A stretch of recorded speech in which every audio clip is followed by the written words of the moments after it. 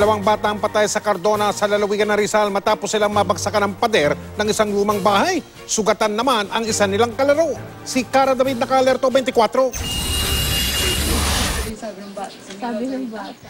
Bakas pa ang takot sa mukha ng batang si Noah James matapos niyang masaksihan ang pagkamatay ng kanyang dalawang kalaro nung Martes ng umaga. Tulala ang bata at hindi makapagsalita. Gabi ma'am, napakahirap. Pagaling po? Iya, nasasaktan, kirot po, sigaw na po ng sigaw. Aray ko, mama, ayoko na. Bali ang paa ni Noah James matapos mabagsakan ng pader ng isang lumang bahay sa barangay Luok, Cardona, Rizal. Pero mas malagim ang sinapit ng kanyang dalawang kalaro na sina Josh Julian, 9 na taong gulang, at Jade Barkin, 6 na taong gulang. Hindi na umabot sa ospital ang dalawang bata matapos madaganan ng malalaking tipak ng simento. Ang nabuhay po, ay riyan po, may nakatukol kasing bakal kaya nabuhay po. Ay ang patay na dalawa, riyan po. Dito, opo. itong malaking tipak na Ayan ito. po, ayan po. Diyan sila nadaganan. Yung dalawa po. Ako po pumersa nung yung pader para po, tapos saka po nila na ng kawayan na angat po. Saka po pinuha yung aking bata.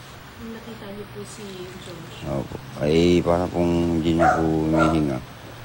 5 taon nang abandonado ang bahay na ito dito sa Cardona, Rizal at simula noon ay naging palaruan na ito ng ilang mga bata. Ang hindi alam ng mga batang ito pala ang magiging mitsa ng kanilang buhay matapos bumigay itong isang buong pader at nabagsakan yung mga kawawang bata. Ngayon pa lang makikita mo, napakarupok na ng pundasyon nitong pader na ito at tila nagbabadya na namang bumigay muli ang lalaki ng mga bitak at kung titingnan mo siya, medyo tabingi na yung pader.